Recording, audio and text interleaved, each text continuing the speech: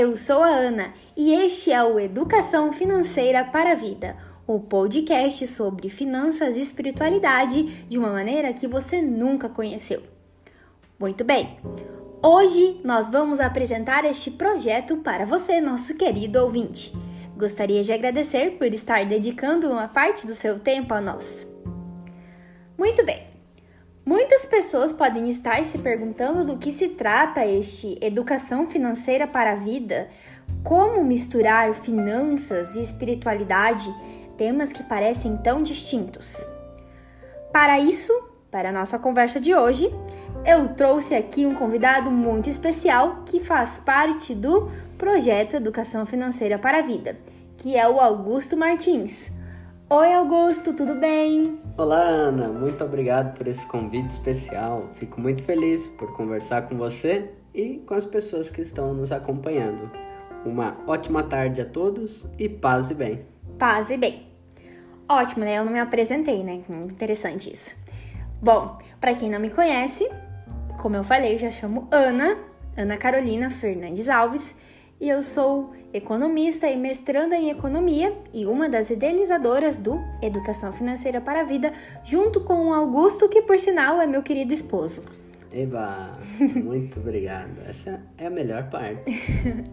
Para que vocês possam então conhecer nosso projeto e entender um pouquinho da ideia do EFV, que é o Educação Financeira para a Vida, hoje eu vou trocar um papo com o Augusto então. Antes de que a gente possa entrar em temas mais específicos, nós vamos conversar sobre o projeto, sobre a ideia do projeto, como ele nasceu, para que ele nasceu, e também a ideia de fazer esse podcast para trocar experiências com vocês. Muito bem, Augusto, se apresente então também para os nossos ouvintes. Muito bem, galera. Uma ótima tarde, eu sou Augusto Martins, sou filósofo, fiz licenciatura em filosofia no Centro Universitário Franciscano, em Curitiba, a FAI, e também estudei teologia, tenho bacharelado em teologia pela PUC de São Paulo. Atualmente eu estou estudando análise comportamental e clínica aqui na PUC do Paraná, em Toledo, onde nós moramos. E também tenho outras atividades como violinista, vendedor e pesquisador em diversas áreas. Esse é um pouquinho que eu tenho feito. Muito bem, Augusto. Ótimo. Eu também não falei muito de mim, né? Mas enfim, eu estou fazendo mestrado e isso ocupa a maior parte do meu tempo junto com o nosso projeto. Então, Augusto, eu gostaria que você explicasse para os nossos ouvintes o que é esse projeto Educação Financeira para a Vida, como é que ele está acontecendo e como ele surgiu. Muito bem. Bem, ele surge a partir da nossa união, do nosso amor e dos nossos interesses em comum. Você tem a sua caminhada e depois pode atualizar aqui as pessoas que estão nos ouvindo da sua caminhada com a economia, com jovens e com finanças e educação financeira. Então, no que diz respeito à minha parte, nós unimos a espiritualidade vamos dizer assim, numa pegada de doutrina social da igreja, numa espiritualidade mais prática, desmistificando aquela visão meio tradicionalista de um espiritualismo assim voado, né? Desencarnado. Então a gente quer trazer esses assuntos cotidianos da vida, como o dinheiro, para uma realidade mais concreta. Então, a espiritualidade pode nos ajudar a encarar isso de uma maneira mais sadia, com diálogo, com respeito, com conhecimento, né? Então, é um pouquinho isso. Eu gostaria mais que você falasse da sua trajetória, né? Do que diz respeito ao nosso projeto. E aí, quando a gente se encontrou, esse projeto nasceu, né? Isso, eu ia pedir para colaborar na resposta. Obrigada, Augusto. Então, pessoal, é o seguinte, basicamente, quando eu concluí a minha graduação em economia, eu fiz uma pesquisa com jovens católicos sobre o nível de educação financeira desses jovens e também quais os hábitos de consumo, poupança, renda, enfim, questões referentes a decisões financeiras com esses jovens. E aí eu tive uma ideia, pensei, cara, perceba que esses jovens têm certa dificuldade em lidar com as finanças. E se os grupos de jovens, além dos temas que a gente trabalha, né, quem participa de grupos de jovens, independente de ser católico ou de ser de outra religião, evangélico ou até mesmo de outras, né, religiões não cristãs, sabe que existem os grupos de encontro de juventudes e a gente trabalha muitos temas. Eu pensei, por que não trabalhar temas de educação financeira que é tão importante para nossa vida, né? E aí isso ficou, né, martelando, matutando na minha cabeça. Então eu encontrei o bispo da Diocese de Cascavel, Dom Mauro, e falei para ele que eu queria desenvolver um projeto, mas eu não sabia muito bem como eu fazer isso. Ele disse para mim, olha, você escreve e me traga aqui na Cúria pra gente ver. Eu falei, tá bom. Mas aconteceu que eu comecei a trabalhar dando aula em um outro projeto, trabalhando muito, viajando para várias cidades. Depois comecei a estudar para entrar no mestrado e o projeto ficou engavetado. Não que eu tenha esquecido, mas eu não tive tempo de trabalhar, né, em cima dele. E aí, depois que eu conheci o Augusto, eu contei da minha trajetória para ele, da minha vontade, meu desejo de trabalhar com jovens e trabalhar nas comunidades, essa questão financeira.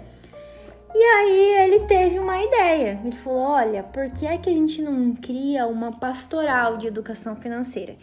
E aí ele veio com toda a colaboração dele de espiritualidade franciscana e a experiência com a teologia. E aí ele disse as dificuldades que existem, né, nesse mundo religioso, além dos jovens, quais são os preceitos financeiros, coisas que a gente vai trabalhar nos próximos episódios. Então a gente percebeu que realmente era uma necessidade das comunidades, das juventudes, este aprendizado e esse espaço para falar sobre dinheiro, que é um tema tão difícil de ser falado, né, Augusto? É um tabu, né? É um tabu.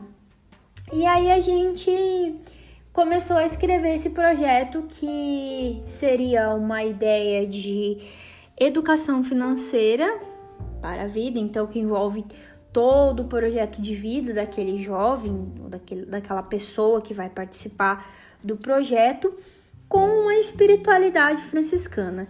E aí eu queria que o Augusto explicasse para as pessoas a espiritualidade franciscana, que é algo que não é propriedade dos freis ou das irmãs, mas que é uma espiritualidade que inclusive muito respeitada por outras religiões, que gostam muito do estilo de vida de Francisco de Assis. Eu queria que você explicasse um pouquinho. Sim. Isso. Vamos lá. Então, o nosso projeto ele está amparado, então, justamente pela espiritualidade franciscana, e ele bebe também das fontes da doutrina social da Igreja, como eu falei. Justamente também seguindo as orientações da Igreja, que diz para os leigos, né, cultivarem uma espiritualidade que edifique o mundo, né, com o Espírito de Jesus, tornando-o capaz de ler a história sem dela se afastar, e cultivar um amor apaixonado por Deus sem tirar os olhos dos irmãos. Então diz assim a doutrina social da Igreja: é uma espiritualidade que foge tanto de um espiritualismo intimista como de um ativismo social e sabe exprimir-se em uma síntese vital que confere unidade, significado e esperança à existência. Isso no número 545 da doutrina social da Igreja. Então, justamente isso, espiritualidade é aquilo que move, aquilo que perpassa toda a nossa existência, que dá ânimo, que gera movimento. E a espiritualidade franciscana, que é esse carisma, esse jeitão todo próprio, né? Uhum. A gente brinca, né, na linguajar, essa ginga do capoeirista, esse jeito próprio de ser, né, do franciscano, que está à disposição de todos, como Francisco de Assis, uma espiritualidade inclusiva, universal, de comunhão, de participação, pautada na misericórdia, né? No relacionamento entre irmãos, no cuidado.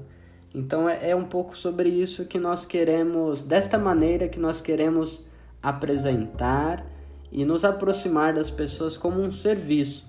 Então, uma pastoral social de maneira transversal que toque as comunidades, né? Os jovens, as famílias e também, por que não, os nossos irmãos padres, bispos, que seja um serviço para as pessoas, para que nós, a partir da espiritualidade, educação financeira, possa ajudar as pessoas a lidar com o dinheiro.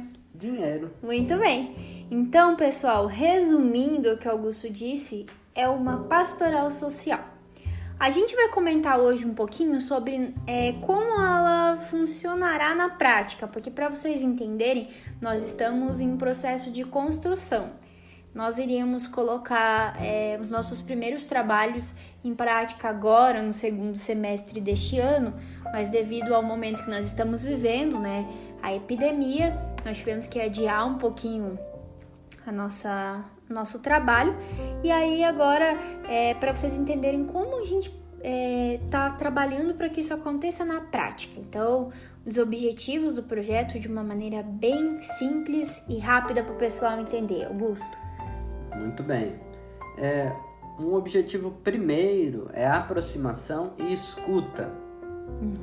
A gente coloca escuta caritativa. Como é raro hoje em dia a gente escutar alguém, né? É verdade. As redes sociais, as mídias, elas favorecem sempre a falatória, né? Ao grito, à exposição. Mas hoje é muito raro a gente ouvir alguém. Então nós queremos, através da nossa pastoral social, um dos objetivos é a escuta. Escuta da situação real e concreta da pessoa. Quem ela é, a história de vida, as decisões que tomou. Porque quando a gente escuta uma pessoa, a gente elimina todo e qualquer julgamento moral, e isso ajuda no processo, né, de construção coletiva. Então eu colocaria isso. Não dá para nós oferecermos ferramentas de alfabetização financeira sem ouvir. Então, pessoal, como Augusto falou, essa escuta caritativa é o nosso primeiro objetivo. E depois a gente pretende despertar as consciências das pessoas para que elas tenham comportamentos mais saudáveis em relação ao dinheiro. Então, todo mundo sabe que dinheiro é um tabu, como a gente comentou, e que a gente às vezes tem comportamentos que a gente não consegue entender muito bem, né, com as questões que se relacionam com o dinheiro, como consumo, a poupança, entre outras. E a partir disso, a gente pretende oferecer essas ferramentas de gestão financeira. Então, trabalhar com as pessoas orçamento doméstico, oficinas, rodas de conversa sobre o dinheiro, tá? E depois, para as famílias que mais precisarem, realizar um acompanhamento sistemático das finanças. Então, a gente está montando uma equipe com profissionais diversos, como psicólogos, além dos economistas, os teólogos, advogados, para que a gente preste um serviço de auxílio a essas pessoas. E isso, a gente pretende que isso caminhe com a doutrina social da igreja, como Augusto falou, no intuito de romper, por exemplo, com esse círculo da pobreza. São temas que a gente vai trabalhar mais para frente. Mas a educação financeira pode trabalhar questões tanto de relacionamento, que a gente vê, por exemplo, casais que têm muitas brigas por conta de questões financeiras, por não conseguirem conversar sobre isso em casa, e também situações de pobreza. Às vezes a gente vê dentro da igreja pastorais como a pastoral da solidariedade, que levam alimentos e itens de primeira necessidade às pessoas. Também tem trabalhos que ensinam pessoas a desenvolver artesanatos e outras coisas para gerar renda, mas não tem uma outra pastoral, equipe, ministério que leve um conhecimento financeiro para que a pessoa consiga gerir o dinheiro dali para frente. E todo mundo sabe que não dá para viver sem dinheiro, né, Augusto? Sim, e aí isso toca em questões de consumo consciente, planejamento familiar, né? E isso diz respeito aos jovens, aos casais, aos idosos também, né? Que nas comunidades cristãs tem muitos idosos e, sim, como você sabe, muito mais que eu, são os que mais são enganados por grandes instituições financeiras, bancos, né? E através de consórcios. Então a gente quer justamente atingir diversas camadas da vida da nossa comunidade, oferecendo um serviço que pode muito ajudar a pessoa na sua dignidade, né, enquanto pessoa humana. Sim. Isso é bacana porque nós esperamos, né, ter um impacto familiar, no bairro, um impacto regional e também na cidade, né, porque quando nós oferecemos conhecimento com acompanhamento, isso gera mudanças. Sim, e uma coisa que eu queria complementar, e você pode me ajudar até a falar sobre isso, é que a questão da espiritualidade franciscana, caminhando com a educação financeira, desperta esse sentimento de participar de uma comunidade, reforça esses laços, e são aspectos importantes da educação financeira, que, como eu falei, a gente vai trabalhar nos próximos episódios, né? É interessante, nós podemos nos próximos episódios trabalhar melhor, mas Sim. Em resumo, a espiritualidade franciscana nasce num contexto do nascimento das cidades. Então ela é uma experiência citadina, não é uma experiência monacal, de deserto, de afastamento.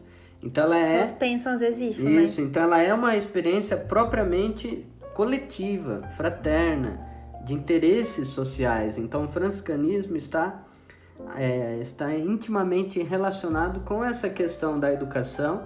Os primeiros frades, né, ali no século XIV, vieram muitos professores universitários de Oxford, Bolonha. Então é muito interessante notar isso, como a espiritualidade nos ajuda muito no quesito educação. Haja vista muitas universidades católicas ou escolas com o vínculo, né? Espiritualidade e educação. Então é legal você tocar nesse assunto, nós podemos desenvolver muito mais do ponto de vista histórico e prático, mas sim, a espiritualidade ela tem uma incidência prática, social, fraterna, muito forte. Muito bem. E para concluir, então, eu digo para vocês que nos próximos episódios nós vamos falar mais sobre o Educação Financeira para a Vida, sobre a economia de Francisco e o que é que o Educação Financeira para a Vida tem a ver com a economia de Francisco.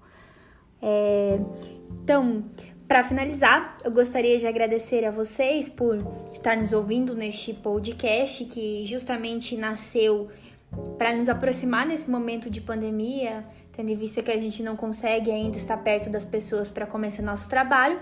Agradeço muito de coração a cada um de vocês e nos sigam nas nossas redes sociais. Twitter e Instagram é @edufin_vida. E no Facebook você consegue nos encontrar digitando Educação Financeira para a Vida. Já vai encontrar a nossa página. Você também pode me seguir no meu Instagram, @anaeconomista, e no Instagram do Augusto. Augusto Luiz Art ou augusto.martinsoficial.